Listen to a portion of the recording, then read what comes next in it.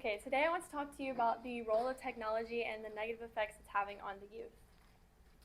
So I just want you to kind of think about growing up, some of the toys that were your favorite and that you like to spend a lot of time playing with. I have 4 that I could think off of the top of my head that I want to share with y'all. First is Marble Works. I like to be able to construct different marbles and just like figure out which marble could go to the finish line. I thought that was super cool. Next is Littlest Pet Shop. My mom would always go to garage sales and she would get me all the sets, so I had pretty much every Littlest Pet Shop set you could imagine. Next, if you were a girl and you didn't have an easy bake oven, what were you doing? I mean, being able to bake a cake with a light bulb was such an accomplishing feeling. And then next is Polly Pockets. This is kind of a step down from Barbies, but something about the little rubber plastic clothes was just really cool to me. And then although these toys and different variations of them still exist today, the one thing that kids choose to spend most of their time playing with is the iPad. And as you can see, this case has a way for kids to be able to grab it and make it portable, so that means that people are starting to cater more to the needs of children when it comes to iPads. So first I want to give you guys just a little bit of like a tablet breakdown. Kids are introduced to tablets at the age of 2, and studies show that from 2 to 3 years old, kids are starting to hold and grasp objects and demonstrate more hand-eye control contact. And then within weeks, once these kids are using these iPads, they're almost fully able to function the tablet, whether it be typing in the password, opening the app and being able to function the game by themselves, or if they're just watching a video on YouTube Kids, it's super easy for them to switch the videos once they get bored. And research also shows that 90% of brain growth happens during or before kindergarten, so as these kids are spending so much time on their iPad, it's just affecting their brain growth. And we do know that technology is very prominent in everyone's household. So we can see for tablets right here, families that don't have children, they still have a high percentage with 51%, but once we go into families with children, it skyrockets up to 81% of households owning a tablet. So I want to give you 4 main reasons that I found for kids spending their time on technology. The first is just easy entertainment. It's so quick and easy to be able to access videos and games. I mean, you can open an app in a matter of seconds. And the way that kids are so impatient these days, when you have to assemble a toy, that can take 30 minutes to an hour, and that's the last thing parents want to have to deal with. Next is family issues, whether it be parent separation or abuse in the household. This is just a great way for kids to be able to escape because they have simulations. The kids can put in their earbuds and be on their tablet, and this just escape from this reality that they don't want to face. Next is just the dangers of today's society. Kidnappers and child predators are super common, which is scary to think about, which leaves parents not able to leave their kids unsupervised outside, because you hear of horror stories of parents not watching their kids for as little as 3 minutes, and they come back and their kids are missing because they've either wandered off or someone has swiped them up. Lastly is just overworked parents. Again, in today's society, it's just long hours at work is super common, and it's also common for parents to bring their work back into their home life. So the last thing these parents want to do is come home and deal with their whiny children. So they can just hand off the iPad, and it will keep them quiet until the iPad's died, or they get to some screen where they need assistance from their parents. Next, I kind of want to go into some of the common effects that technology is having on kids, and I want to start with the age of 2 to 12 years old. And the name that these kids are given are iPad kids. So the first effect is just going to be social skills. You have minimal social interactions. These kids are spending long hours on these devices, so they're starting to develop a desire for isolation, and they're just wanting to neglect these common interactions that they would be having amongst kids their same age. Next is health problems, both mental and physical. These kids, for mentally, their brain is becoming wired differently, so they're developing a low attention span, and they just have a lack of imagination because they haven't really had to express that part of their brain before. As far as physical goes, as you're on the iPad, you're constantly sitting, you're constantly laying down, so these kids are not exercising the muscles that they need to exercise. Next is relationships. Again, they're just so used to being alone that they have more enjoyment of that instead of the pressures and stress of having social interactions. So therefore, this ties back into social skills. If you can't have social skills, how are you supposed to be able to form relationships, whether that just be amongst friends or as these kids get into their older years where they're finding their significant other, it just makes them hard to be able to express their feelings because they've never had to really do that before. And finally, reliance. As these kids are on these iPads, their brains are producing dopamine, where they find satisfaction behind the videos and games that they're playing, so this leads to addiction where they feel like they can't go days or even hours without being on the iPad. Next, I want to talk about the common effects for teenagers, which is 13 to 18, and the common name for them is screenagers. I'm sure all of us are familiar with that name. The first one is just self-image issues. Social media image is a big one. A lot of people ask themselves as they're scrolling through their feed, why don't I look like him or her, or just not feeling good enough because you don't meet that criteria that has been established. Next is just the normality of owning a cell phone.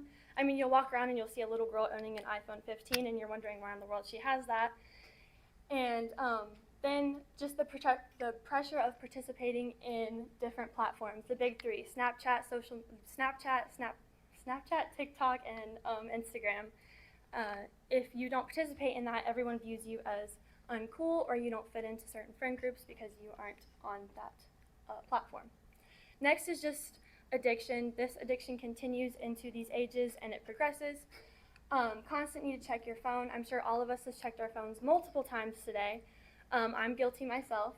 And then once you get your phone in your hand, it seems so difficult to be able to put it down or stop scrolling because the creators of these platforms have catered it to what you're liking, what you're commenting, and what you're reposting, so you're getting the same video that you would like to watch, so it just makes it very hard to put down. And then lastly, likes, comments, and messages. A lot of people find defiance in how many likes or how many comments or how many messages you're getting on your phone, so when they're not getting as many likes, they start wondering what's wrong with them or what they could do better to be able to get that. Next, I want to talk a little bit just how technology is coming into the education system and how it's taking over. Each kid is required or given some form of device in order to complete and meet their school requirements, whether it be their parents are required to buy some form of laptop for the kid or the school is providing a Chromebook that the kid will have to bring to school every day. So how learning methods are changing. What role is technology playing in these changes? Video lessons, dehumanizing, and laziness seem to go hand in hand.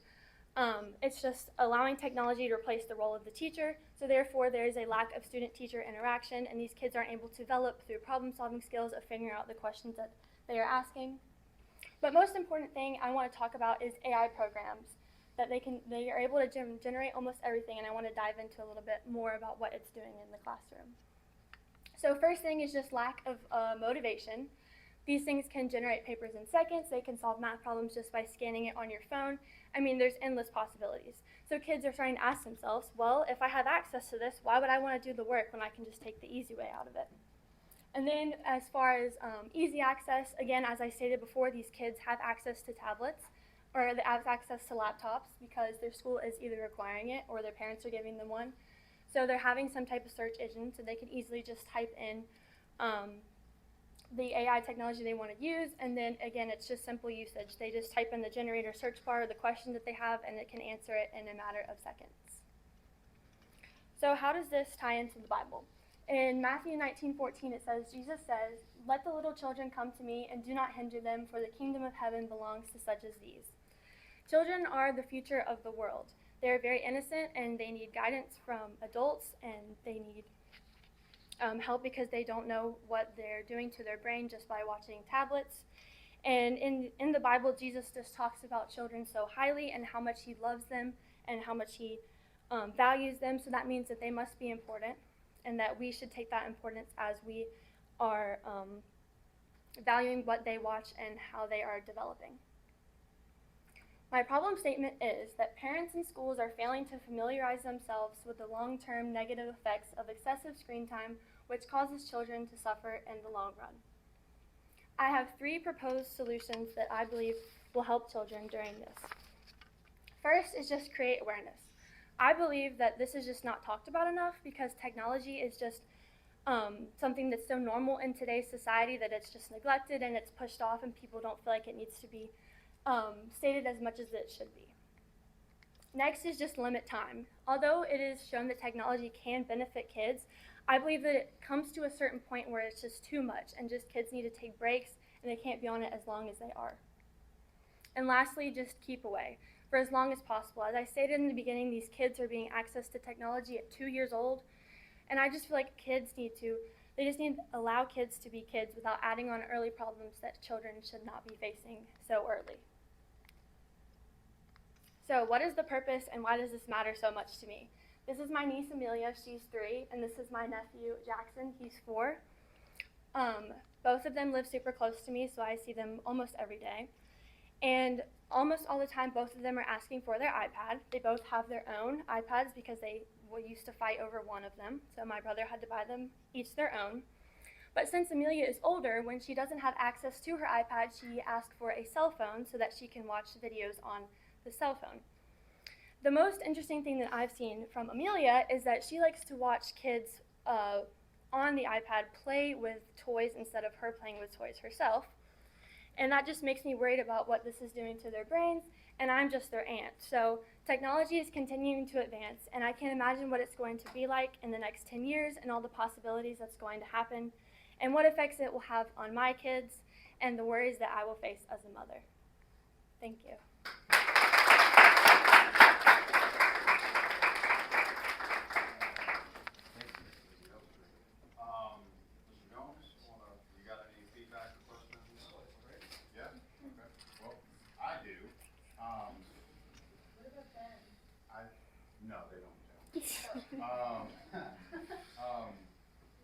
Lizzy, first of all, there's a lot of, like, let me talk first just about, like, presentation-wise. There's a lot of really great things to highlight. The personal connection in terms of the toys that you showed, that really got everybody's attention. You're not just presenting a problem and just leaving it with us, you presented some solutions, that was really good. The personal connection, I didn't get to finish writing the word connection down, but that was really cool too.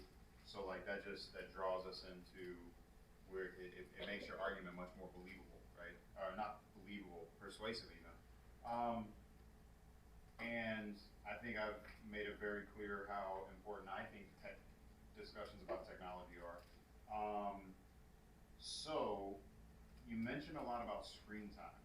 Can you tell us anything about like the amount of time kids are spending on these screens? Like you gave us that statistic earlier about how many of them have it. It's like 81%. Like yeah, most of these kids have a screen in front of them, right? And not just like the television sitting in a room, like it's a personal device. Can you tell us anything about like the amount of time they're actually spending on those screens? I did find that the Kaiser Family Foundation, but this is just 8 to 18 years old, they said that they spend about 7.5 hours a day on a device. Yes. And studies indicate, like there's things that I've seen where it's like a lot of times that time is multiple screens. Like for instance, you all, which is where most of my attention is, like y'all, rarely do you only have one screen in front of you, right? Like you have a laptop up, but you also have your phone playing, or TV's also in the room, or whatever, and that makes all of the brain activity just that much more complicated, right? So that's what's really fascinating. Parent struggles. It's like, yeah, to get this kid to shut up, shut a screen in front of their face, right? But then also there are times when I start to feel a little upset about how much screen time my kids are getting, and then I go look up what the national averages are. I'm like, okay, we're good, because we're not. It's not great. It's not. I mean, I would love for it to. Some days I wish it would just be eliminated. But, anyways, so in terms of, can you talk to us a little bit about like, is there any difference in the type of screen time they're getting? So you mentioned videos, and that's really. I really don't know how to, it's not my child, but I really don't know how to feel about a girl watching kids play with toys as opposed to just going and playing herself, right? But then also, like, there are some games that seem a lot more interactive. They seem like watching my kids just binge watching something versus actually playing a game. Did you find any benefit to, like, interactive games versus just passively watching stuff? Yeah, I do feel like, again, technology is not all negative. Like they do have games that benefit and make the child develop, but then again, when they're watching videos, I don't feel like they're gaining anything from that. Right. And then I like that you talked about education, because as a school, it's almost like we feel obligated to make y'all do stuff with technology because that's the world you live in, right? Like you kind of need to know how to share things with people and email and communicate and all of those things. So like it needs to become intuitive. So it's like, what, as a teacher, I feel the struggle of like, what's the balance between just turning my class into watching videos versus actually, having you do meaningful things. Is there anything you would recommend, like, to a teacher, like what makes for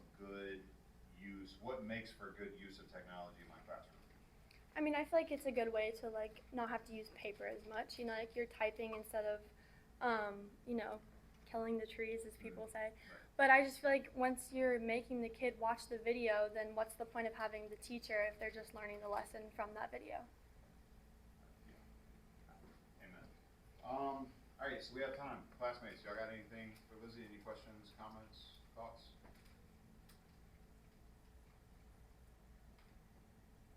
Really? I got more. Can I ask you one more? Sure. Sorry. So when I super like, I hope people are still paying attention to this. I really like that you brought up the social aspect of it, that I don't know, like attention spans and stuff like that, that's all super interesting, but also like the inability for a kid to sit and just be bored.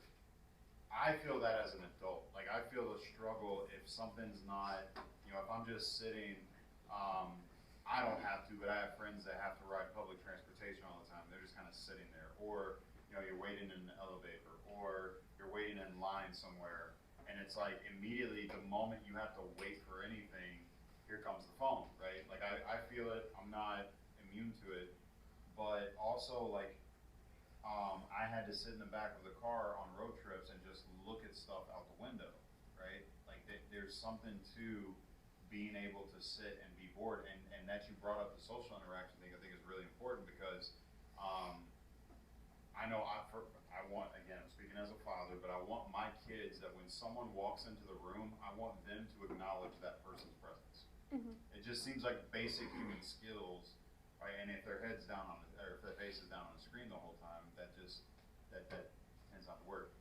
Talk to me about you people, okay? Speak for your generation, if you want to call it that.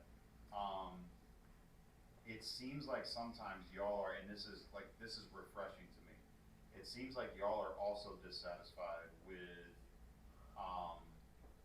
not being present in the moment with friends, with hanging out with different things like that. Like, can you talk to me about that? Like, do you see whether it's your friend group or whether it's your age group in general, do you see things getting a little better in terms of awareness? Yeah, I feel like a lot of people have noticed that some people just feel comfortable talking to people through like Snapchat, and then not like having those interactions. Like you'll just walk by someone you were talking to Snapchat on last night and you won't talk to them. I feel like people are realizing that and like this is ridiculous. We can just talk to each other if we can talk to each other over the phone. Yeah. Anything? Y'all got anything for Lizzy? Any questions, comments? Yeah. Sorry. Question. So, Mhm.